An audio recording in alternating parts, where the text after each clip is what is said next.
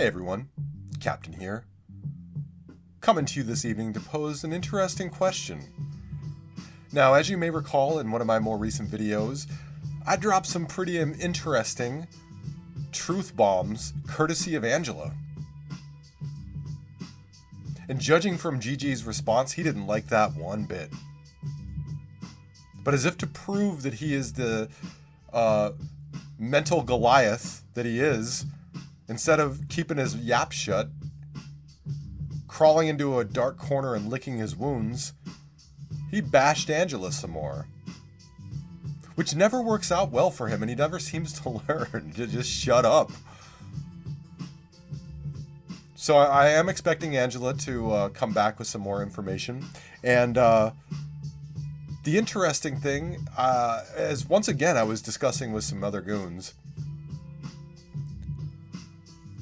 I should add, too, before I complete my thought, that Angela was once the enemy of the goons. Angela hated us. And it shows what a rotten person George is. That she was willing to side with us over him. And I hope, since she decided to do that, that she feels we've been good to her and respectful. I sure am grateful that she's shared what she's shared. But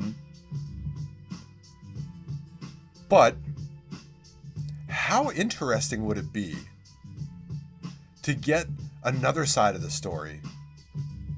We all know that Jamie has passed on.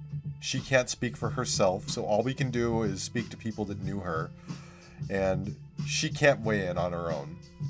Angela, of course, as you will recall in my video, said that Jamie would eventually have sided with us, talked to us, and divulged many things. But we can't talk to her. But you know who we could talk to? The other person that was a part of that most recent story. And that's Vince. Now, I think most goons will agree with me that Vince comes off as incredibly likable. Out of everybody in GG's camp, Vince is the guy that if I was sitting in a bar and Vince was next to me, I definitely would talk to Vince. And I don't mean just about GG stuff. He just seems likable. He seems like the kind of guy that's just down to earth. You bump into him, you probably feel like you've known him your whole life. Good guy. And you know he's good if he's willing to help even a shit stain like GG. But how interesting would it be if we went to Vince and got his side of the story? So many people on George's camp have talked.